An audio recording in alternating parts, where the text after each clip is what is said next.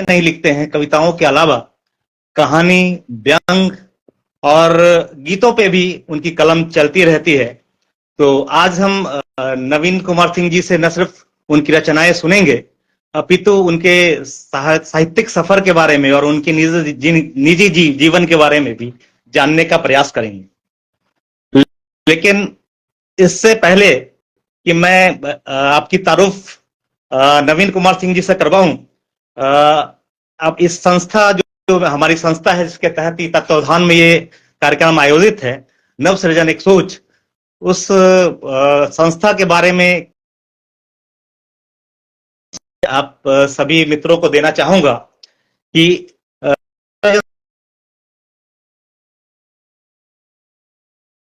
और इसकी शुरुआत 9 दिसंबर 2015 को हुई थी और उद्देश्य यह था कि हम चाहते थे कि नए रचनाकारों को मंच दें। और अगर आज की बात करूं तो नव सृजन एक ऐसी बगिया है जहां कई सारे स्थापित रचनाकार हैं, कुछ नवोदित और नवांकुर रचनाकार भी हैं, और कह सकते हैं कि नव सृजन के बगिया में किस्म किस्म के फूल हैं।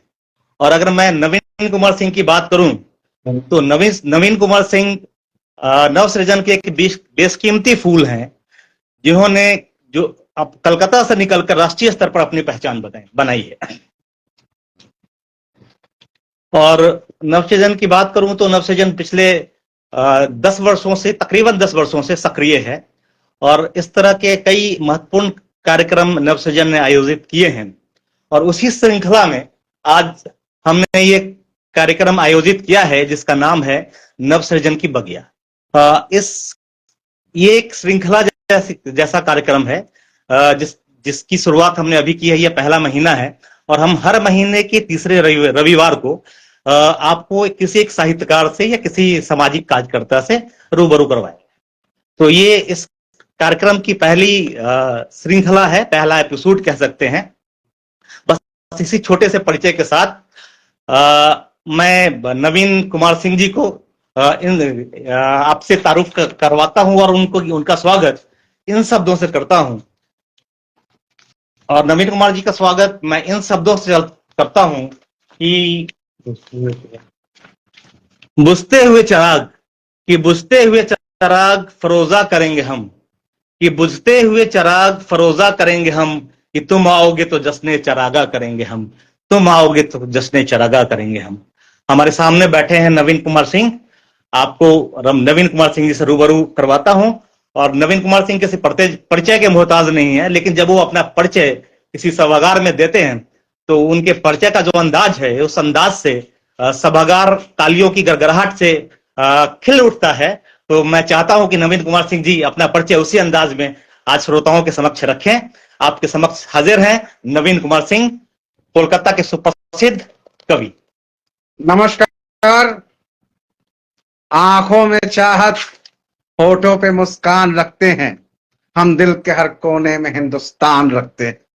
नव सृजन के इस पावन मंच को प्रणाम करता हूं और आप सभी की उपस्थिति को प्रणाम करता हूं और प्रणाम करता हूं नव सृजन से जुड़े हुए सभी सदस्यों का, जो इस तरह लगे हुए हैं साहित्य को एक नई दिशा देने के लिए और साहित्य के पौधों में अपना खून पसीने के रूप में जल डाल रहे हैं, जिससे साहित्य का पौधा पुष्पित और पुलकित हो।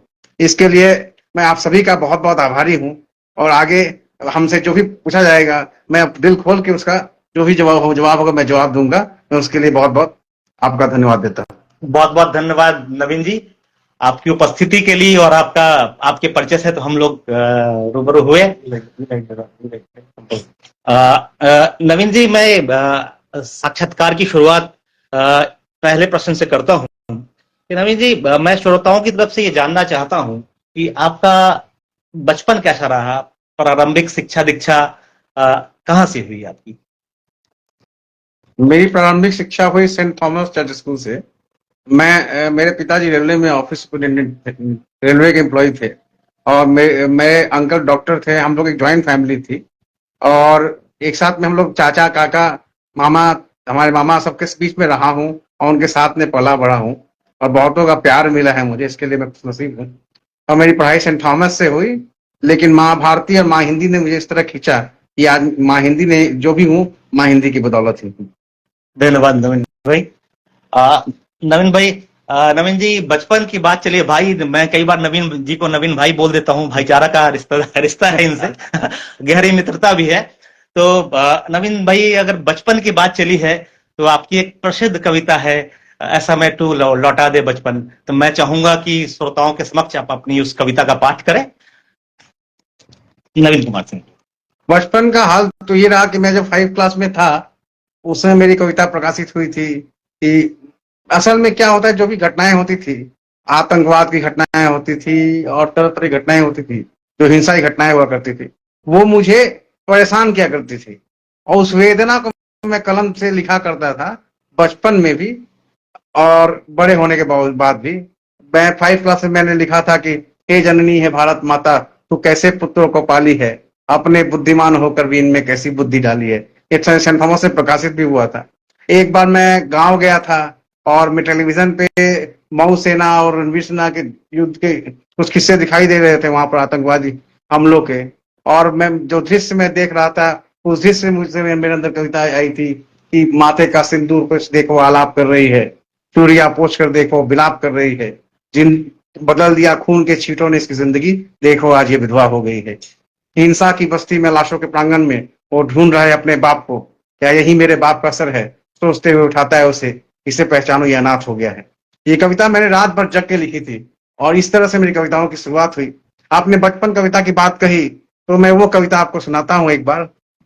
समय तू लौटा दे बचपन, बदल दूं मैं अपना जीवन, मैं तू लौटा दे, बदल दूं मैं अपना जीवन, सुनूंगा फिर से बैठ के मैं मेरी दादी की कहानी को, मनन कर लूंगा अपने पिता की अमृत बानी को, फिर विद्यालय में जाकर, फिर से विद्यालय में जाकर गाऊंगा मैं जनगण मन, समय तू लौटा दे बचपन, बदल दूं मैं अपना जीवन, समय तू लौटा दे बचपन, बदल दूं मैं अपना जीवन, आम के एक टुकड़े में हम 4 हिस्से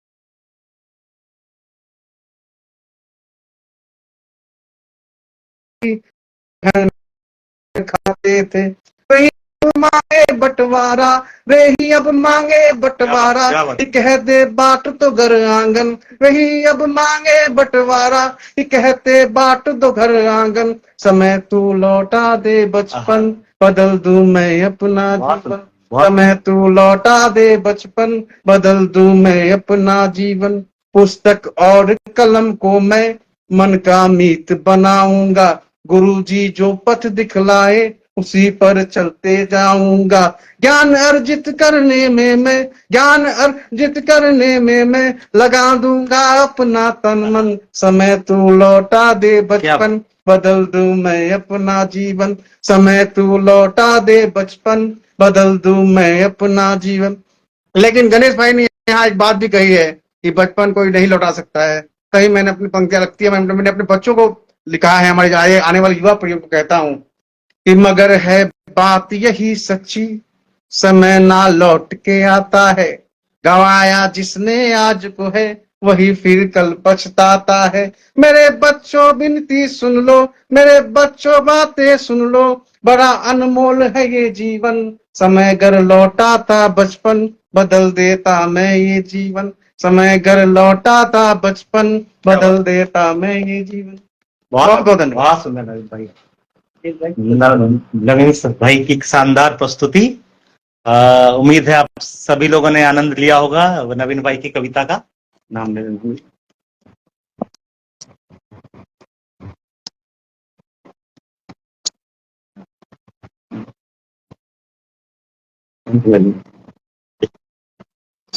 जुड़ी हैं, हम लोग से जुड़ी हैं अभी छाया दीदी जुड़ी हैं, गणेश भाई जुड़े हैं, रवि जी नवसृजन से के एडमिन भी है, उन्होंने वो भी जुड़े हैं, रमाकांत सिन्हा जी जुड़े हैं, कई संस्थाओं के प्रमुख पदों पे कार्यरत हैं।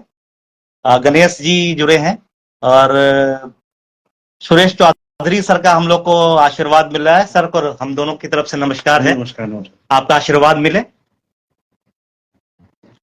मनोज राजेंद्र जी जुड़े हैं, बहुत बहुत धन्यवाद मनोज जी। मंजू जी जुड़े हैं, जुड़ी हैं अपने समूह से। और आप सभी श्रोताओं को हम दोनों की तरफ से बहुत बहुत नमस्कार, बहुत बहुत धन्यवाद।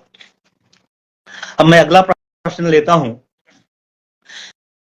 कि नमित जी, शुरुआती दौर में हिंदी कविताओं से आपका जुड़ाव कैसे हुआ? क्या आपके परिवार में भी कोई लेखक रहा है, या फिर आपकी पहली रचना तो आपने बताया कि कहां से प्रकाशित हुई, कि आपके माता पिताजी का ने कैसे आपको प्रोत्साहित किया है? नवीन पास।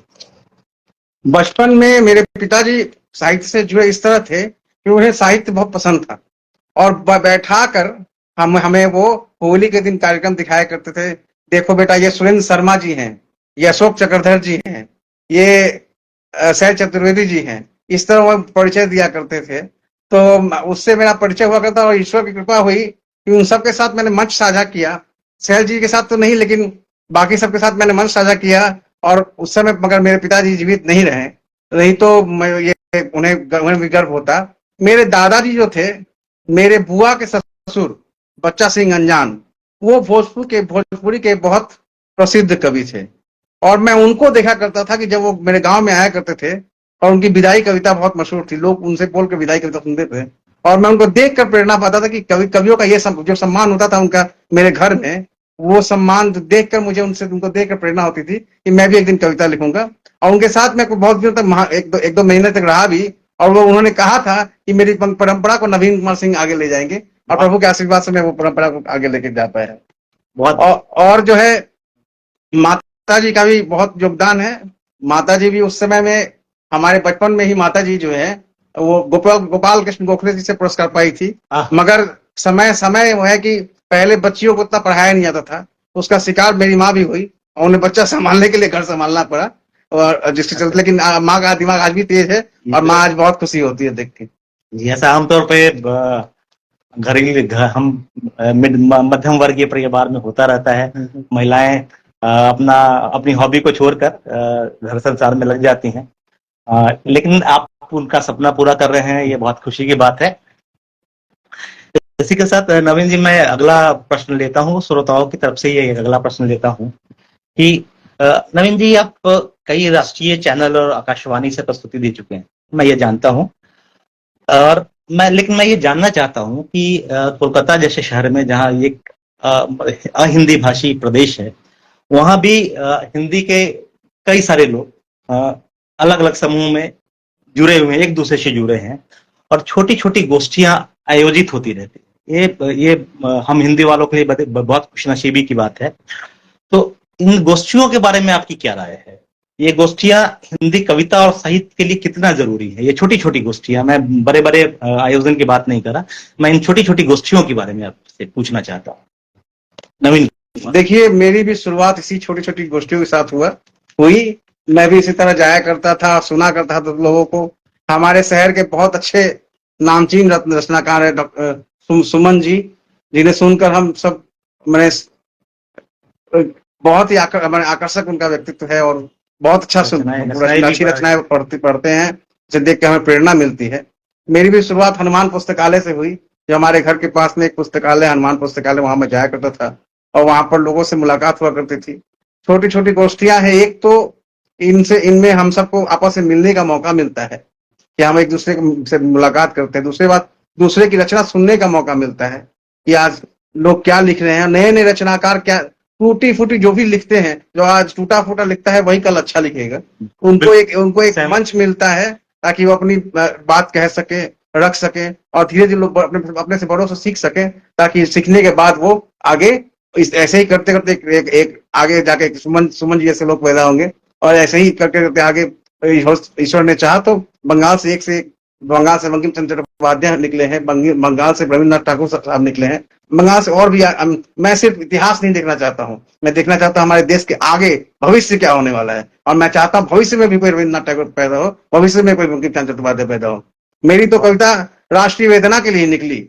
मैं जब लिखना शुरू किया तो मैंने राष्ट्रीय चेतना के लिए लिखा। मैं जब गोष्ठियों में जाया करता था तो वहां पर एक अलग तरह का माहौल हुआ करता था, और वहां पर देश की बात करना, वंदे मातरम कहना एक अलग तरह की बात, वंदे मातरम कहना ही एक अपराध की तरह माना जाता था, क्योंकि वो लोग एक अलग ही मानसिकता से गुजरते थे। बुरा मत मानिएगा जो मैं बोलता हूँ, मैं समझ रहा हूँ आप कहाँ की बात कहाँ की किसकी बात कर रहे हैं। किसकी बात मैं है वो। समझ रहा हूँ। उस समय कोई भी सरकारें नहीं थी उस तरीके की जागरूकता, लेकिन हम लोग अपनी लड़ाई करते थे। हम लोग बोलते थे भारत माता की जय बोलेंगे, हम लोग बोलते थे कि वंदे मातरम बोलेंगे, क्योंकि हमारे देश की बात है। हम किसी राजनीतिक दल से प्रभावित नहीं है, मगर भारत माता की जयकार करना और वंदे मातरम कहना हमारा हक है। और इस वंदे मातरम को लेकर हमारे देश के कितने शहीदों ने अपनी कुर्बानी दी है, उनको याद दिलाना। एक मैंने पंक्ति कहता हूं कि लगे आरोप हम पे, चीखते हैं हम चिल्लाते हैं। लगे आरोप हम पे, चीखते हैं हम चिल्लाते हैं, मगर सच यह है कि मां भारती का दर्द गाते हैं। मिली है मुफ्त में आजादी, ये मत भूल जाना तुम। मिली है मुफ्त में आजादी, मत ये मत समझ लेना तुम, इसी कारण शहीदों की तुम्हें गाथा सुनाते हैं। मिली है मुफ्त में आजादी, ये मत समझ लेना तुम, इसी कारण शहीदों की तुम्हें गाथा सुनाते हैं। यही कहानी है भैया, मैं शहीदों की गाथा सुनाता हूँ। बहुत बहुत बहुत सुंदर विचार नवीन कुमार जी, बहुत सुंदर विचार नवीन भाई के। और जाहिर है आप गोष्ठियों से गुजरते हुए जिस जगह पे पहुंचे हैं, नवीन जी, एक सवाल है जो हमसे आपसे सबसे पूछा जाता है। अ, सभी पूछते हैं कि आखिर लिखना क्यों जरूरी है।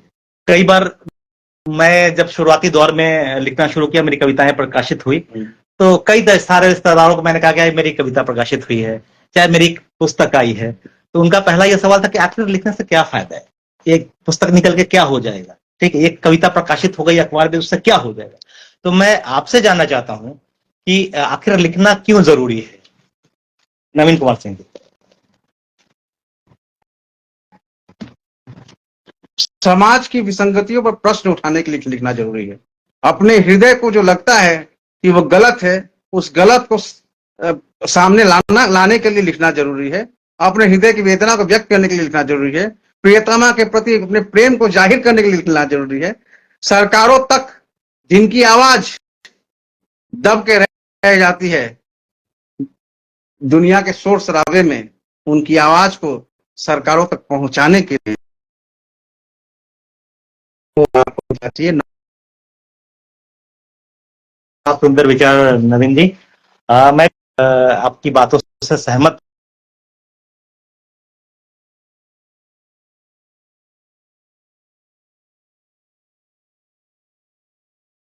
हो रही है।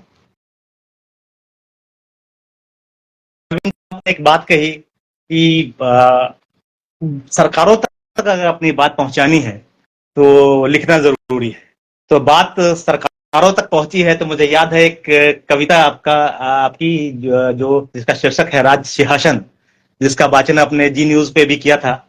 बड़ी सुंदर कविता है, मुझे बहुत प्रिय है। तो मैं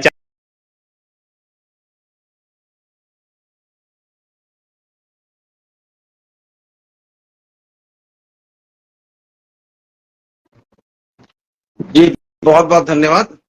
आपने कहा तो मैं वो कविता आपके बीच रखता हूं कि मिला राज सिंहासन तुमको, लेकिन इतना ध्यान रहे, सूरज जो चमके अंबर में वैसा हिंदुस्तान रहे। मिला राज सिंहासन तुमको, लेकिन इतना ध्यान रहे, सूरज जो चमके अंबर में वैसा हिंदुस्तान रहे। माना राज चला करता है बुद्धिमान दरबारों से, माना राज चला करता है बुद्धिमान दरबारों से, पर हे राजन संभल के रहना निर्लज चाटुकारों से।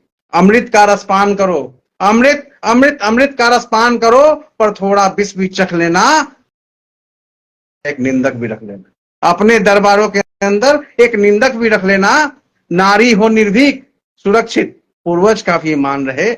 नारी हो निर्भीक सुरक्षित, पूर्वज का भी मान रहे। सूरज जो चमके अंबर में वैसा हिंदुस्तान है। मिला राज सिंहासन तुमको, लेकिन इतना ध्यान रहे, सूरज जो चमके अंबर में वैसा हिंदुस्तान रहे। व्यापारीगण लाभ कमाए, व्यापारीगण लाभ कमाए,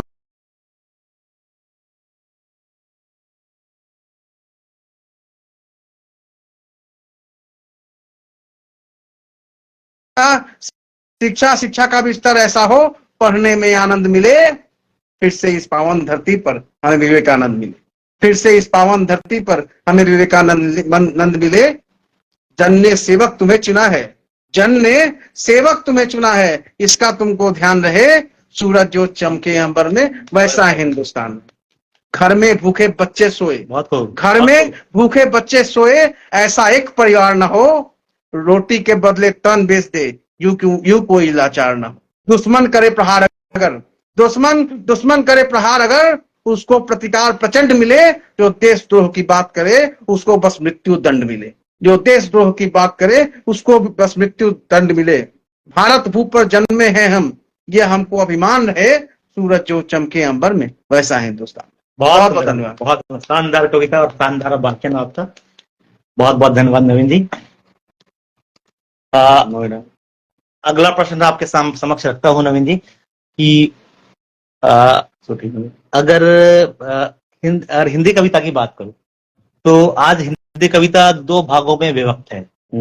अभी मानेंगे, आप मंच के बड़े कवि हैं, तो आप ये मानेंगे कि हिंदी कविता दो भागों में विभक्त है। एक तो वैचारिक कविता या साहित्यिक कविता जिसको कह सकते हैं, और दूसरी मंचीय कविता जिसमें बड़े बड़े नाम है, उसमें साहित्यकार भी है। मैं ये नहीं कहूंगा कि उसमें साहित्यकार शामिल नहीं है, तो उसमें बड़े बड़े साहित्यकार भी शामिल है, लेकिन कई सारे ऐसे लोग हैं जो मंचों पर फुहरता परोस रहे हैं, ठीक है, और फुहरता परोस कर भी आज वो देश के कवियों के तौर पे जाने, बड़े कवि के तौर पे जाने जाते हैं, और उनको स्टार कवि लोग कहा करते हैं।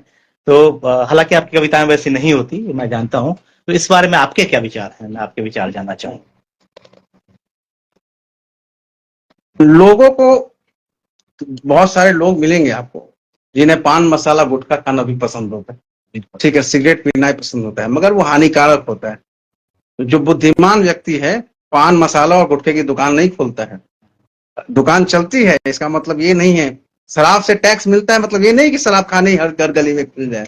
इसीलिए बहुत जरूरी है कि जब हमने माँ शारदे का जब हमें कलम पकड़ाया है उसका सही इस्तेमाल किया कर। बचपन में हम बाल कथाएं पढ़ा करते थे, बाल कथाओं में कहा दिया जाता था कि ये आपको मिल रहा है पावर, एक्सट्रीम पावर, इससे आप ये जादू कर सकते हैं, मगर जैसे ही आप जादू का गलत उपयोग कीजिएगा तो ये जादू खत्म हो जाएगा। असल में ये जादू नहीं, यही वो शक्तियां हैं, यही वो पद है जो हमें प्राप्त होता है, और उस पद का दुरुपयोग करते हैं तो एक न एक दिन उसकी गरिमा समाप्त हो जाती है। इस बात का हमें ध्यान रखना चाहिए। दूसरी बात यह है कि मंचीय कविता अपनी जगह है, साहित्यिक कविताएं भी अपनी जगह है, दोनों का स्थान कोई नहीं ले रहा है। मंचीय कविता वो कविताएं हैं जो हृदय, आम जनता के हृदय तक पहुंच पाती हैं, आम जनता के हृदय को गुदगुदाती भी हैं और साथ में कुछ संदेश भी दे जाती हैं। मैं उसी मंचीय कविता की बात करता हूँ, मैं उसी का समर्थन करता हूँ। और साहित्यिक कविताएं अपनी जगह है, एक से एक बड़े लेखक हैं जो बहुत अच्छी रचनाएं करते हैं। हो सकता है वो मंच उस तरीके, क्योंकि मंच जो है एक परफॉर्मेंस वाली बात है, तो वहां प्रस्तुति की बात हो जाती है, तो प्रस्तुति हो सकता है आपको हर कोई नहीं कर सके, इन विचार एक से एक लोग अपने अच्छे विचार रख सकते हैं। तो जो अच्छे विचार लिख सकते हैं, हमारे बीच में अमित कुमार बस्टा जी, वो भी अच्छा लेखक हैं, अच्छा लिखते हैं। तो साहित्यिक वो एक अलग धारा है, वो एक धारा है, और एक मंचीय धारा है। मंचीय धारा में आपको आम जनता से रूबरू होना है, और मंचीय आम जनता से रूबरू होना है तो आम जनता ऐसी बात अब कहनी पड़ेगी जो आम जनता तक पहुंच पाए, समझ पाए, और उनको एक सही राह मिले, उनको भटकाया ना जाए। ये मेरी आप सभी से प्रार्थना है। इससे ज्यादा मैं बहुत बोलना उचित नहीं समझता। जी, मैं आपकी बात से सहमत हूँ नवीन जी, कि समाज में हर तरह के लोग हैं और हर तरह का पसंद भी उन की है, तो उसका ख्याल रखते हुए कवियों पर, कलाकारों को, उनको कवि मैं नहीं कहता, कलाकार कहता हूँ, उनको भी ये सब करना ही पड़ता है। उनका अपना निजी जीवन है, नहीं करना चाहिए, लेकिन नहीं करना चाहिए। मैं ये चाहता हूँ कि हम साहित्य से जुड़े हैं और कहते हैं कि साहित्य समाज का आईना होता है, तो हमें इससे बचना चाहिए, से बचना चाहिए। बिल्कुल। नवीन भाई, हिंदी साहित्य को आने वाले वर्षों में आप कैसे देखते हैं, जो अभी चल रहा है? मैं बहुत ही आशातीत हूँ, मुझे बहुत भरोसा है आज की युवाओं पे, आने वाली पीढ़ी पे। आज के युवा एक से बढ़कर एक रचनाएं कर रहे हैं, मंच पर भी अच्छा लिख रहे हैं, पढ़ रहे हैं। हमारे मित्र हैं कई, अमन अक्षर जी हैं, संजीव कुमार मुकेश जी हैं, बहुत सारे लोग हैं जो अच्छा लिख रहे हैं। संजय शाह है, विनोद पाल जी हैं, वो अच्छा विनोद पाल मंच पे अच्छा कर रहे हैं। वो तो बहुत सारे विजय कुमार चौबे जी हैं जो अच्छा लिखते हैं, तो बहुत सारे लोग हैं जो अच्छा लिख रहे हैं। आने वाली पीढ़ी भी है बहुत अच्छा लिख रही है, जैसे अनु नेवटिया है, और भी बहुत सारे रचनाकार हैं जो अच्छा लिख रहे हैं।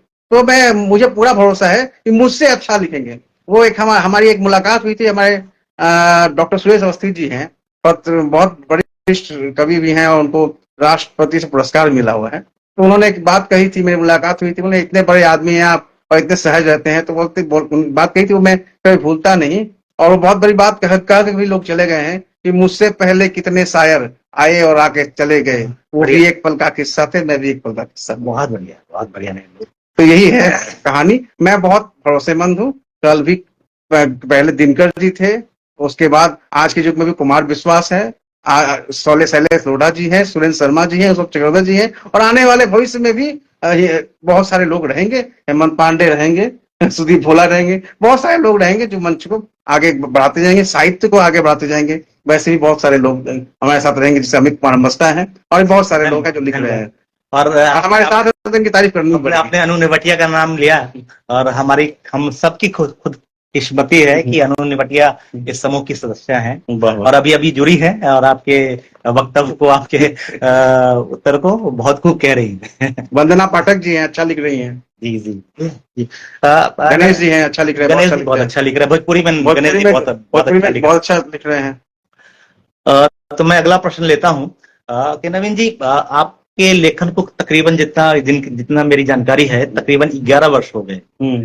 तो मंचों पर 11 वर्ष मंचों पे 11 वर्ष हो गए। तो जो आपका ये साहित्यिक सफर रहा है, और जाहिर है कि सफर है तो संघर्ष के साथ ही सफर की शुरुआत होती है, और वो संघर्ष चलता ही रहता है। तो आप अपने इस सफर को, इस संघर्ष को कैसे देखते हैं? कई बार आपसे बातचीत होती है, और कई बार फोन से भी मैं बात करता हूँ नवीन जी से, तो नवीन जी कहते हैं यार थक जाता हूँ कई बार। जो हालत हो गई, हालात हो गए हैं, जो चाटुकारिता और मठाधीश लोग साहित्य से जुड़ गए हैं, तो कई बार ऊब होती है, कई बार थक जाता हूं। लेकिन साहित्यकार कभी थकता नहीं है, वह पुनः नई ऊर्जा के साथ नया सृजन करता है और समाज को कुछ ना कुछ दे के ही जाता है। तो नवीन जी, मैं आपसे पूछता हूं कि जो संघर्ष है आपका और 11 वर्षों का सफर है, उसको आप कैसे देखते हैं? जैसे आप किसी पढ़ाई करने जाते हैं, डॉक्टरी, इंजीनियरिंग कुछ भी करते थे, एक प्रोसेस से गुजरना पड़ता है। वो एक संघर्ष, उनका भी संघर्ष होता है कि यहाँ पास करना, ये किताब पढ़ना, ये करना है, वो करना, करते करते करते करते उसका वो प्रैक्टिस करते हैं। डॉक्टर जो है, डॉक्टरी कंप्लीट करने के बाद प्रैक्टिस करता है, उस तरह हम भी प्रैक्टिस कर रहे हैं। 11 सालों से मेरी प्रैक्टिस 11 सालों की हो गई, और बहुत सारे लोग बहुत ज्यादा भी की है, कुछ का नए भी है। तो इसी तरह की प्रैक्टिस का संदर्भ है, और संघर्ष तो करना ही पड़ता है। दुख तब होता है जब कोई चरित्रहीन इंसान होने के बावजूद भी उसकी समाज में पूजा होने लगती है। जब एक इंसान दूसरे कविता पढ़कर मंच पर वाहवाही बिटोरने लगता है, तब तकलीफ होता है। एक सच्चे रचनाकार को जगह नहीं मिलती है, और एक झूठे रचनाकार जो कि किसी और की कविता पढ़ के वहां पर हिट हो जाता है। मैं जब शुरू किया था तो मैं एक प्राइवेट कर्मचारी हूँ, मैं प्राइवेट कंपनी में नौकरी भी करता हूँ, और आप जानते हैं प्राइवेट कंपनियों में आप किडनी मांग लीजिए मगर छुट्टी मत मांगे। बिल्कुल सही बात। और हालांकि हमारे बॉस बहुत अच्छे हैं कि संदीप लाड जी मकड़िया जी बहुत अच्छे इंसान हैं, मगर फिर भी ये छुट्टी मिलना बहुत मुश्किल होती है। तो किसी तरह करके हम लोग गोष्ठी में जाया करते थे, रविवार को पहुंच जाया करते थे, सुना करते थे। कई बार स्थिति ऐसी होती थी कि पोस्टर में मेरा नाम है, मगर मुझे बैठने का मौका नहीं दिया जाता था। वैसे मैं कहता भी हूँ कि मैंने शुरुआत वहां से की है जहां लोग मुझे बैठने को कुर्सियां नहीं दिया करते थे, और मुझे जाना वहां तक है जहां मुझे देख के लोग कुर्सियां छोड़ दिया। क्या बात, क्या बात।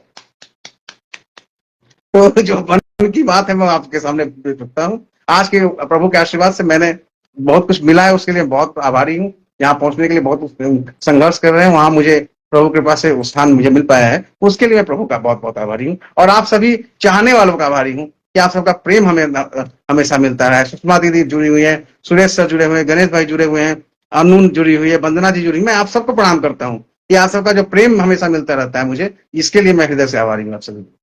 धन्यवाद नवीन जी। मैं भी जुड़े हुए सभी श्रोताओं को प्रणाम करता हूँ। कुछ हमारे मित्र भी हैं उनको बहुत बहुत प्यार, और सुरेश सर और कई बड़े साहित्यकार जुड़े हैं, उनको प्रणाम, उनका आशीर्वाद चाहता हूँ। नवीन जी, आपका जो सफर और संघर्ष है, उनको उसको सुनकर मुझे राहत इंदौरी साहब की 4 पंक्तियां याद आती है कि कुछ निशान, सफर की हद है वहां तक की कुछ निशान रहे, चले चलो जहां तक की आसमान। क्या बात है, क्या कि बात चले चलो कि जहां तक ये आसमान रहे, ये क्या उठाए कदम और आ गई मंजिल, ये क्या कि उठाए कदम और आ गई मंजिल, मजा तो तब है कि पैरों में कुछ थकान रहे, क्या बात, मजा क्या तो बात। तब है कि पैरों में कुछ थकान रहे। तो नवीन भाई, मैं अब अगला प्रश्न लेता हूं, और जो आपके निजी जीवन से है। हाँ, तो आप ये सवाल मेरे से भी कई बार पूछे हैं, तो आज मुझे मौका मिला है, मैं छोड़ूंगा नहीं। आप अब जैसे आपने बताया कि छुट्टी मिलना बहुत मुश्किल का काम है, तो आप जाहिर है कि आप एक प्राइवेट सेक्टर की जॉब से जुड़े हैं, और कभी सम्मेलनों में शिरकत करना पड़ता है, शहर के बाहर और राज्यों के बाहर भी जाना पड़ता है। एक सवाल है आपके निजी जीवन से कि इसमें भाभी जी का, यानी कि अपनी आपकी पत्नी का कैसा योगदान रहता है, वो कैसे इन सारी चीजों पे लेती है? आपका मुलाकात रविंद्र दास, तो मुलाकात कैसे? और एक और सवाल मैं इसमें जोड़ना चाहता हूँ कि आपका प्रेम विवाह हुआ या फिर ये अरेंज मैरिज है, और आपकी पहली बार मुलाकात आपकी पत्नी से कैसे हुई? हमारी जो है अरेंज मैरिज हुई थी। हमारे मामा जी ने ये शादी तय की थी मेरी माँ के साथ बात करके, और तस्वीर मुझे भेजा गया था, मैं तस्वीर दिया था। उसके बाद में मुझे मुलाकात हुई मेरी, और फोन नंबर दिया गया था मुझे, और फोन से वार्तालाप चालू हुई। और फोन का समय काल ये था कि सुबह 4 बजे से फोन करते थे, सुबह 6 बजे तक, और शाम को 10 बजे, रात के 12 बजे तक। मतलब और उसी अरेंज मैरिज है लेकिन प्रेम विवाह ही हुआ। प्रेम विवाह ही हुआ। शादी के पहले 3 महीने तक इसी तरह की बातें होती थी। और ये मैं चाय शादी के पहले नहीं पीता था, मगर यही कारण है कि रातों की नींद उड़ गई तो मैं चाय पीना शुरू कर वाह, दिया। क्या बात, क्या बात।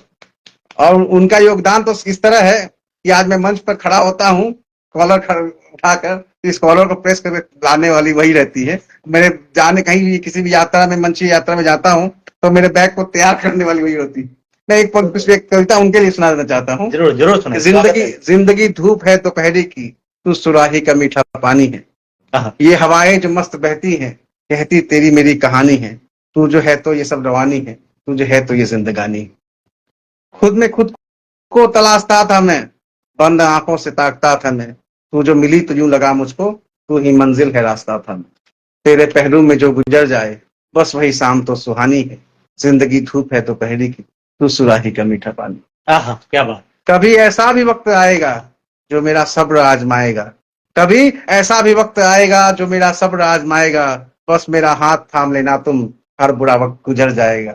तेरी आंखें तो जलते दीपक है, मेरी हर शाम गुजर जानी है। जिंदगी धूप है तो पहरी की, तू सुराही का मीठा पानी। क्या बिंब नवीन भाई, बहुत सुंदर, बहुत सुंदर। और मैं ऐसे भाभी जी को नमस्कार करता हूँ। नवीन भाई, एक सवाल ये भी है कि हाँ, ये बड़ा दिलचस्प सवाल है। कि आप कई सारे चैनलों पे अपनी प्रस्तुति देते रहे हैं, लेकिन वो क्या एक दिलचस्प किस्सा था कि जब नोएडा शूटिंग के लिए जा रहे थे, और क्या हुआ था, कैसे हुआ था, मुझे तो आपने बताया है, मैं चाहता हूँ कि वो आप दर्शकों से भी, श्रोताओं से भी साझा करें। मैं अपनी माँ का लाडला हूँ, और जैसा कि सभी होते हैं, मैं भी हूँ। मैंने 4 पंक्तियां कही कि आंख खोला जिंदगी सौगात लेकर आ गई, कुछ पहर कुछ मौसमों को साथ लेकर आ गई। ईश ने आशीष देकर जब यहाँ भेजा हमें, माँ मिली जो स्नेह की बरसात लेकर आ गई। तो इस तरह मेरी माँ है, और मेरी माँ ध्यान रखती है मेरा बहुत ज्यादा ही। तो वो मेरी दिल्ली में शूटिंग थी, नोएडा में, और मेरा दोस्त दीपक भी है। तो नोएडा में शूटिंग में जा रहा था, ऑफिस से निकला, दोस्त मेरा बोलता है क्या, देखना कहीं ट्रेन ऊपर ही ना रह जाए। मजाक में बोला, और उसकी बातें सच भी हुई। फ्लाइट कहीं ऊपर ही ना रह जाए, भाई वो मजाक के बोला, मेरी बात सब सच हो गई।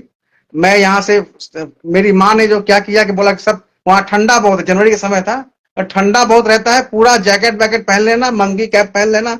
मैं पूरा पहन लिया, मंकी कैप वगैरह लगा के एकदम, मैंने मैं चश्मे के सिवा कुछ नहीं दिखाई दे रहा था। ठीक है ना। अब मैं गया और फ्लाइट उठा दिल्ली के लिए, और वो ऊपर ही घूमता गया 2 घंटे तक, और लैंड नहीं कर पाए। लैंड नहीं कर पाया। वो लैंड किया जयपुर में। अच्छा, जयपुर में लैंड करने के बाद में फिर वहां सारे सारे लोगों को उतारा गया, आगे ले जाया गया। अब वो बाकी तो फ्लाइट जा रही हैं, लेकिन वो दिल्ली की जो फ्लाइट थी वो नहीं ले जा रहे थे। तो उस समय मुझे अचानक, मैं एक बार पूछना चाहा, भैया क्या बात है, इस तरीके से आप इतना लेट कर रहे हैं?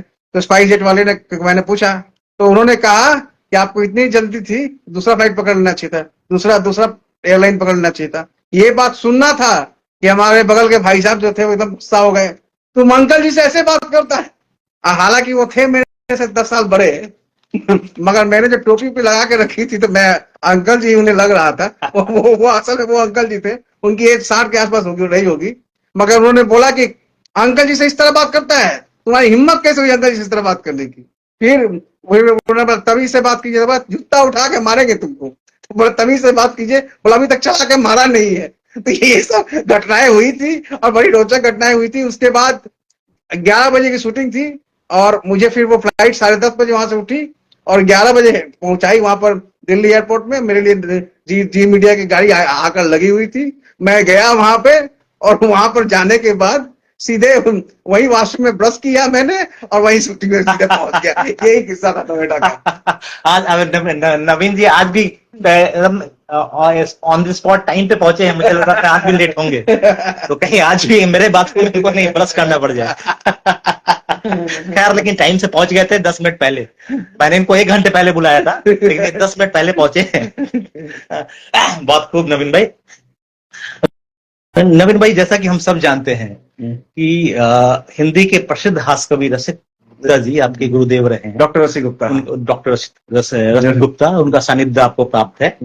और जब आप काव्य पाठ, मंचीय काव्य पाठ के शुरुआती दिनों में थे, तभी उन्होंने आपको अशोक चक्रधर, जो देश का बड़ा नाम है कवियों में, उनके साथ खड़ा कर दिया था। ठीक है, तो वो कैसा अवसर था और वो अनुभव कैसा रहा था, मैं ये जानना चाहता हूँ। आप एक बार श्रोताओं को बताएं। मंचीय कविता के क्षेत्र में मुझे रसिक गुप्ता जी से बहुत कुछ सीखने को मिला। वो हमारे से बहुत पुराने मंचीय कवि थे। और सबसे बड़ी बात है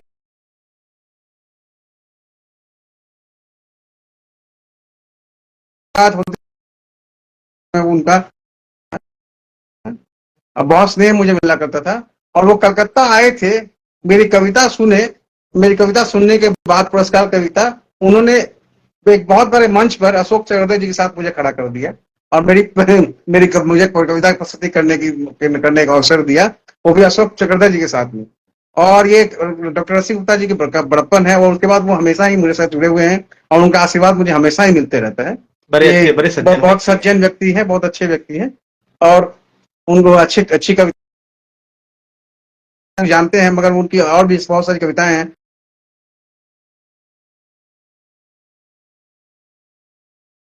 एक विजय दिल्ली के, उन्हीं के द्वारा मेरी मुलाकात हुई विनोद पाल से। विजय कुमार चौबे नाम के बहुत बेहतरीन गजलकार से मेरी मुलाकात हुई, बेहतरीन इंसान से मेरी मुलाकात हुई। जो विजय कुमार चौबे ने मुझे बताया कि मात्रा क्या होती है, मुझे पता नहीं था। बुनियादी जानकारी मुझे दी कि क्या होता है। तो उनसे मैंने सीखा बहुत कुछ और इस प्रभु कृपा से आज उनका आशीर्वाद भी मुझे मिलता रहता है। बोलते हैं बहुत अच्छा कर रहे हो नवीन, ये अच्छा लगता है। तो जो हमारे हैं उनको भूलना नहीं चाहिए। बिल्कुल नवीन भाई, गुरु ब्रह्मा के समान है और आपके गुरु हैं तो हमारे भी गुरु हैं। जी मेरे गुरु हैं। रसिक गुप्ता जी को यहीं से प्रणाम करते हैं, उनका आशीर्वाद हम सबको मिले। धन्यवाद नवीन भाई। नवीन जी, जैसा कि हम सब जानते हैं कि आप अपनी रोज कविताओं के लिए राष्ट्रीय स्तर पर प्रसिद्ध हैं। जहां भी आपको बुलाया जाता है, ऐसा तो आप बहुत कुछ लिखते हैं, बहुत सारी भावनात्मक कविताएं आपकी हैं, जिसे मैं सुनना पर्सनली पसंद करता हूं। मैं हमेशा ही कहता हूँ इन सारी कविताओं को आप जाकर मंच पे पढ़ो। लेकिन आपको जो बुलाया जाता है, रोज कविताओं के लिए बुलाया जाता है, तो मैं चाहता हूं कि आज श्रोताओं के लिए एक आपकी रचना, ओज वाली कविता आपके अंदाज में हो जाए। देखिए, होली का अवसर था तो मैं होली के लिए एक कविता सुनाता हूँ कि पावन पुनीत कथा प्रीत की रचाने वाले राधे कृष्ण चरणों में शीश को झुकाते हैं। बैर सभी भूल कर साथ आओ मिलकर, एकता का रंग नया जल जग को दिखाते हैं। आए मेहमान कई, बने पकवान कई, पर कुछ भूखों को भी भोजन कराते हैं। और रंग कोई अंग चढ़े मगर ललाट पर, बलिदानी माटी वाला तिलक लगाते हैं। क्या बात, रंग क्या कोई अंग चढ़े बहुत मगर ललाट पर, बलिदानी माटी वाला तिलक लगाते हैं। और क्यों लगाते हैं भाई साहब? बहुत सुंदर, बहुत सुंदर। हमारी इस बलिदानी माटी में ऐसा क्या है जो पूरे विश्व में आपको नहीं मिलेगा? मैं आपको बताना चाहता हूं ऐसा क्या है जो पूरे विश्व में नहीं मिलेगा। और एक एक पंक्ति आप तक पहुंचे तो आप सभी का हृदय से मेरे ऊपर आशीर्वाद की बरसात हो कि जप तप कर कर भगीरथ ने उतारा, गंगा जल से पवित्र पानी नहीं कोई है। जप तप कर कर भगीरथ ने उतारा, गंगा जल से पवित्र पानी नहीं कोई है। आन बान शान हेतु तज दिए निज प्राण, रानी पद्मिनी सी स्वाभिमानी नहीं कोई। एक हाथ कट गया दूजा हाथ डट गया, अमर कुंवर सी जवानी नहीं कोई है। और तीन पुस्त कर दिए, तीन तीन तीन तीन तीन पुस्त कर दिए राष्ट्र हेतु बलिदान, गोविंद गुरु सब बलिदानी नहीं कोई है। तीन पुस्त कर दिए राष्ट्र हेतु बलिदान, गोविंद गुरु सब बलिदानी नहीं कोई है। और क्या क्या है हमारे देश में? कृष्ण भक्ति के लिए जो कर सके विश्व पान, मीरा सी जगत में दीवानी नहीं कोई है। हमारे यहाँ बोला जाता है भारत इनका है, भारत उनका है, भारत हमारे बाप का, भारत में इस तरह की भाषा इस्तेमाल की जाती है। मैं बताना चाहता हूँ भारत किसका है? कि कृष्ण भक्ति के लिए जो कर सके विश्व पान, मीरा सी जगत में दीवानी नहीं कोई है। राष्ट्रहित समर्पण कर दे जो सब धन, दुनिया में भामा जैसा दानी नहीं कोई है। चूड़ियों से सजे हाथ लिए हो कृपाण साथ, रानी लक्ष्मीबाई सम रानी नहीं कोई है। और दे सके जो बलिदान, दे सके जो बलिदान, उनका है हिंदुस्तान, जागीर किसी की खानदानी नहीं कोई है। दे सके जो बलिदान, उनका है हिंदुस्तान, जागीर किसी की खानदानी नहीं कोई है। दे सके जो बलिदान, उनका है हिंदुस्तान, जागीर किसी की खानदानी नहीं कोई है। हमारे बच्चों को पढ़ाया गया Napoleon the great, Alexander the great, मगर वास्तविक में ग्रेट कौन है मैं बात करता हूँ। राष्ट्र के लिए जो जिए, राष्ट्र के लिए जो मरे। भाई साहब हमारे देश में वीर श्रोमणी महाराणा प्रताप हुए, जिन्होंने अपने जनता के लिए, प्रजा के सुख के लिए पर जंगल में अपना जीवन यापन किया, पत्थरों पे सोया और अपनी दूधमुई बच्ची के हाथ से घास की रोटी छीनते हुए देखकर भी इसे स्वाभिमान का युद्ध नहीं छोड़ा। हम उस वीर श्रोमणी महाराणा प्रताप को कैसे भूल जाते हैं? तब मैं पंक्तियां डालता हूँ। स्वागत है, स्वागत है। कि कृष्ण राष्ट्र के लिए जो जिए, राष्ट्र के लिए जो मरे, राष्ट्र के लिए जो किए बड़े बलिदान थे। हिंद की पुकार जैसे, सिंह की दहाड़ जैसे, एक ललकार जैसे भारतीय किसान थे। आओ पूछो हमसे कि लड़े थे जो तम से, डरे ना सितम से वो कौन इंसान थे। घास की भी रोटी खा के शीश न झुकाया कभी, घास की भी रोटी खा के शीश न झुकाया कभी, मेरे लिए वही महाराणा जी महान थे। घास की भी रोटी खा के शीश न झुकाया कभी, मेरे लिए वही महाराणा जी महान थे। रण में राणा जब निकले थे, अरिकांत अस्त डोला था, आजादी का जिनके उर में दिन रात भड़कता सोला था। छिन गई घास की रोटी भी, झुकना जिसने सीखा ही नहीं, राणा प्रताप के आदर में दुश्मन झुककर जय बोला था। बहुत बहुत बहुत बहुत धन्यवाद। धन्यवाद नवीन भाई, बहुत सुंदर कविता और बहुत सुंदर वाचन। मुझे तो बहुत आनंद आया, जाहिर है श्रोताओं को भी। नवीन जी, अगर मैं आपको प्राप्त पुरस्कार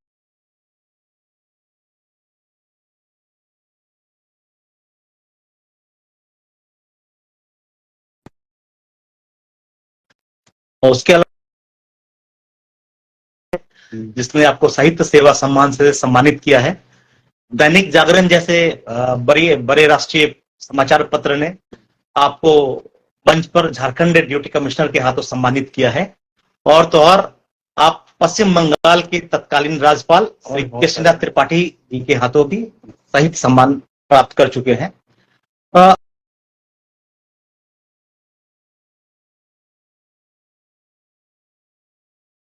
सफर सने सने आगे बढ़ रहा है उसके बाद। और मैंने पहले भी कहा कि अभी जो साहित्य में जो एक मठाधीशों का दौर और पिछलग्गुओं का दौर हो गया है, तो इस दौरों के बीच में, इन लोगों के बीच में कई बार तो मुझे सफोकेशन जैसा फील होता है, घुटन होती है लोगों के बीच में। इसलिए मैं खुद को कई बार कई संस्थाओं से अलग रखता हूँ, मुझे घुटन सी महसूस होती है। जाहिर है आपको भी होती है, इसलिए आप भी अलग रहते हैं। लेकिन फिर भी इन लोगों के बीच में आपको क्या लगता है कि आपका अगला पड़ाव क्या होगा साहित्यिक क्षेत्र में, या चाहे कविता का क्षेत्र हो? आपका अगला पड़ाव अपने आप को कैसे देखते हैं? मैं मंजिल के बारे में बहुत ज्यादा नहीं सोचता हूँ, मैं रास्ते मंजिल तो ईश्वर गीता में पहले ही कृष्ण भगवान ने कह दिया, कर्म करो, फल की इच्छा ईश्वर पर छोड़ दो। तो फिर ईश्वर के ऊपर छोड़ता हूँ। जो रचनाएं मेरे हृदय में उतरती हैं उन्हें मैं कलम से उतार देता हूँ कागजों पे, और कागजों से जब उतारता हूँ आपके दिल तक उतारने का प्रयास करता हूँ मंचों के द्वारा। यही मेरा कर्तव्य है और यही मैं करता हूँ कि पुस्तक लिखने की इच्छा है, वो मैं आप एक प्रकाशनीय भी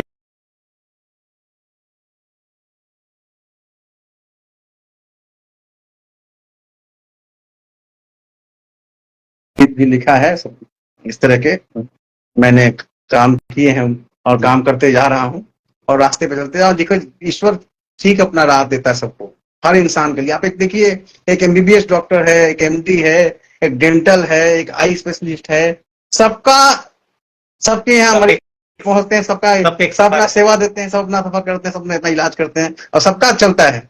चाहे वो एमबीबीएस का भी चलता है, एमडी का भी चलता है। तो इसी तरह सब अपना अपना रास्ता खुद बना लेते हैं। ईश्वर ने हमें यहाँ पहुंचाया है आप सबके बीच में, तो वही अपना रास्ता हमें आगे का भी दिखाएगा। मैं उस पर ही छोड़ता हूँ आगे के सफर को।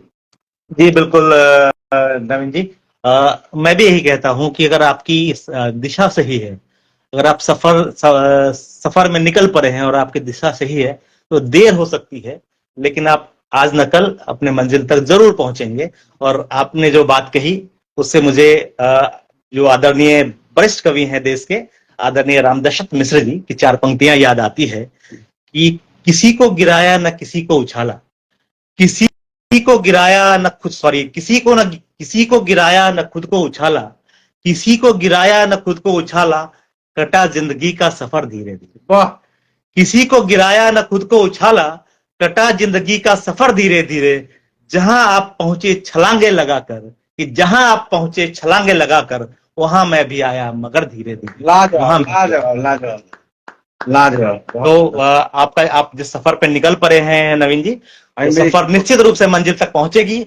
और एक दिन हम आज भी गर्व करते हैं आप पर, और आगे भी गर्व करेंगे कि एक रचनाकार था जो हमारा मित्र हुआ करता था, जिसके साथ हमने कभी साक्षात्कार लिया था वो आज देश के वरिष्ठ कवियों में, वरिष्ठ साहित्यकारों में शामिल है। वो दिन जरूर आएगा। मैं आपको शुभकामनाएं प्रेषित करता हूं।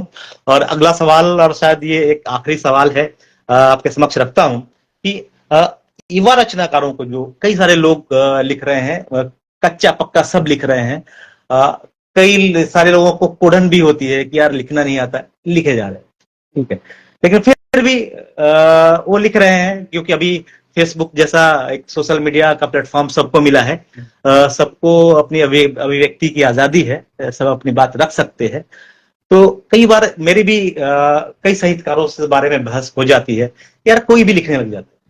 तो जहां तक मेरा विचार है, मुझे ये लगता है कि हर खेलने वाला क्रिकेटर नहीं होता है, ठीक है, ये सबको हक है, लेकिन सबको क्रिकेट खेलने का हक है। तो इस बारे में आपकी क्या राय है कि जो नवोदित लोग हैं, जो नवांकुर हैं, उन्हें क्या कच्चा पक्का लिखते रहना चाहिए या एक परिपक्वता आने के बाद ही लिखना चाहिए, छपना चाहिए? आप तो इसको कैसे देखते हैं? मैं इस तरह देखता हूं कि अगर क्रिकेट सचिन तेंदुलकर, महेंद्र सिंह धोनी ने अपने मोहल्ले के ग्राउंड में नहीं खेला होता तो आज वो इंटरनेशनल मंच पर नहीं खेल पाते। इसी तरह हम सभी लिखने वालों का मैं ही कहना चाहता हूँ कि आप लिखते रहिए और सीखते रहिए। अपने से बड़े जो हैं रचनाकार, उनसे सीखिए और लिखने का प्रोग्राम जारी रखिए। कोई नहीं जानता कि कौन कल कहाँ होगा, मगर लिखते रहने से मंच जगह पाएंगे तो खुद न खुद अपनी निखर कर आएगी उनकी प्रतिभा।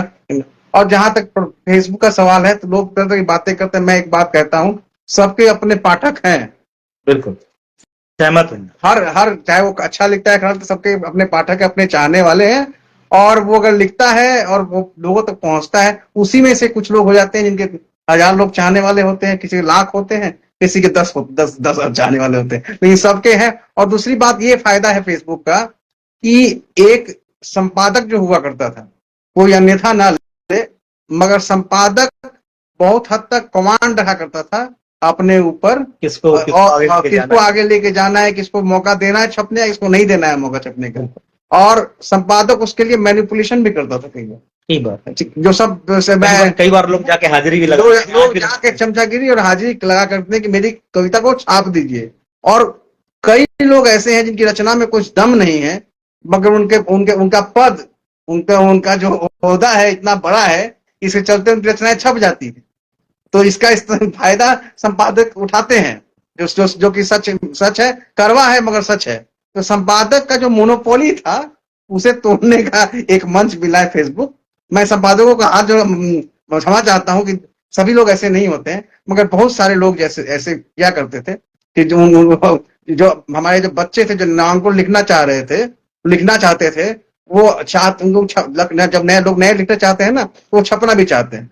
आज छपते छपते हमारे देश का ऐसा एकमात्र मंच है, मैं बोलना चाहूंगा, न जाने बंगाल के कितने ही रचनाकारों को के पौधों को पानी देने का काम किया है, अनजान रचनाकारों को छपने का अवसर दिया है छपते छपते के अखबार ने, और जिसके चलते वो लिखते लिखते आज अच्छा भी लिख रहे हैं, उनको सलीका भी आ गया लिखने का, और वो आज देश में प्रतिष्ठित पत्रिकाओं में प्रकाशित हो रहे हैं। मगर अगर वो शुरुआत में छपते छपते ने उन्हें स्थान नहीं दिया होता तो आज वो वहां तक नहीं पहुंच पाते। इस तरह का जो नए नए रचनाकार हैं, जिनको चाहिए छपने के बाद एक उनके अंदर उत्साह आता है, प्रेरणा आती है लिखने की, तो जो प्रेरणा जो आती थी उसके लिए वो छपने की उत्सुकता में बहुत सारे संपादकों के हाथ पैर जोड़ा करते थे, और इसका मतलब वो फायदा भी उठाया जाता था कई बार।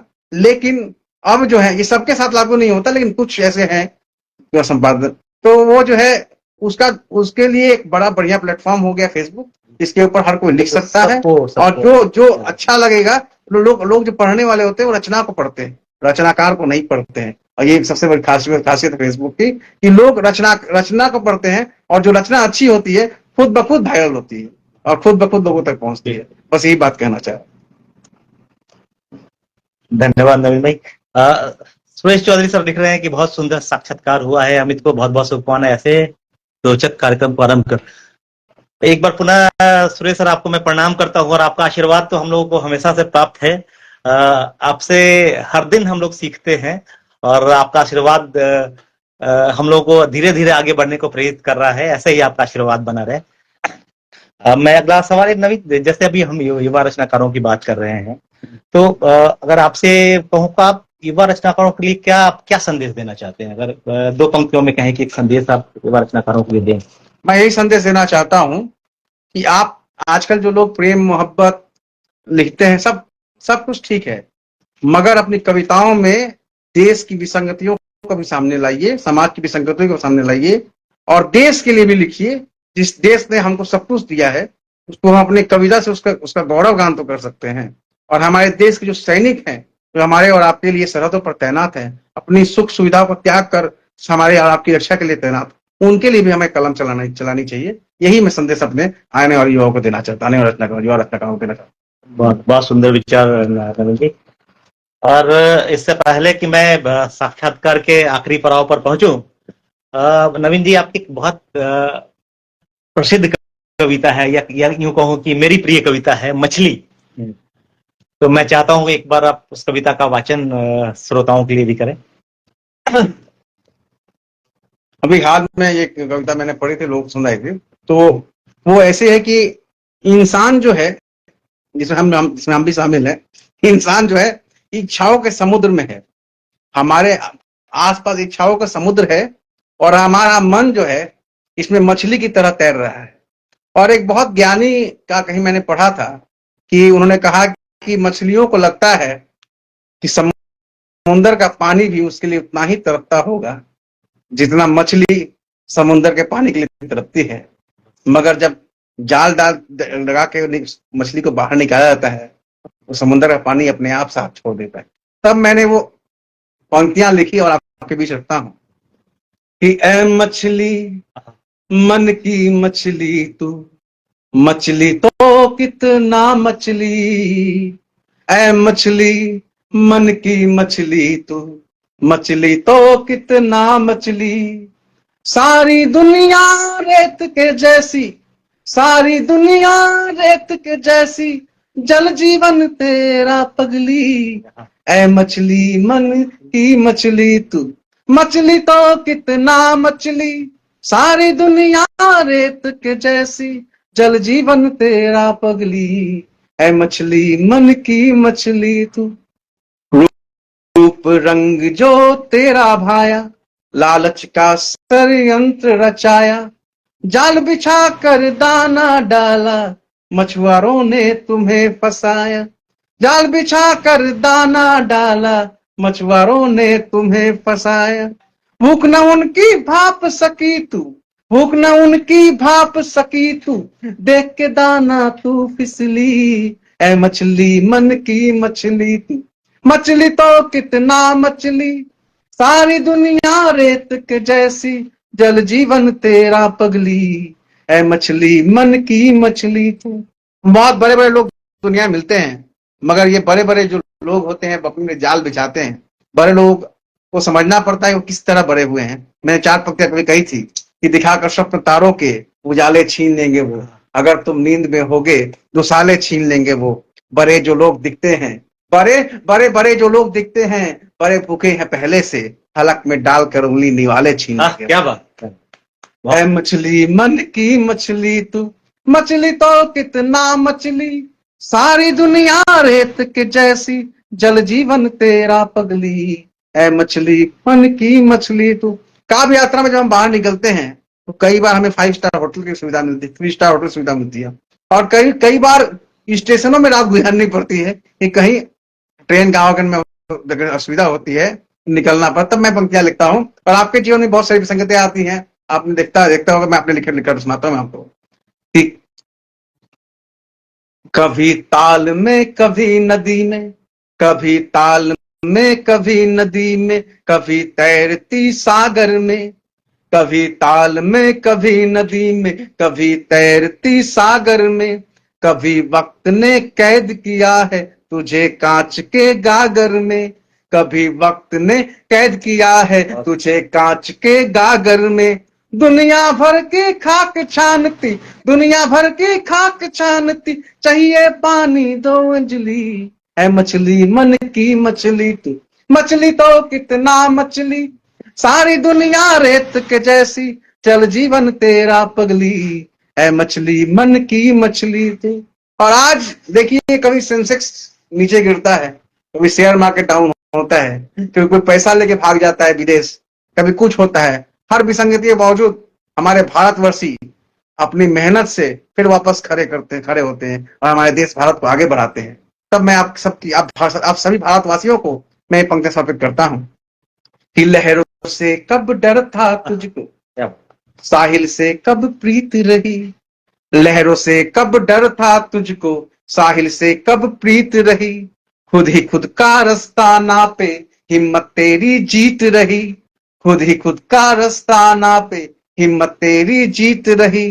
अपनी धुन में मस्त मगन है, अपनी धुन में मस्त मगन है, भूल के सब अगली पिछली। है मछली मन की मछली तू, मछली तो कितना मछली, सारी दुनिया रेत के जैसी, जल जीवन तेरा पगली। है मछली मन की मछली तू। 4 पंक्तियों के साथ मैं आज का अपना परिचय समाप्त करके अमित भाई को देता हूँ। धरती की पूजा में मुझको मान दिखाई देता है, भारत माँ की मूरत में भगवान दिखाई देता है, और मोहब्बत देश से अपनी बस इतनी करता हूँ कि आंखों में महबूब की हिंदुस्तान दिखाई देता है। बहुत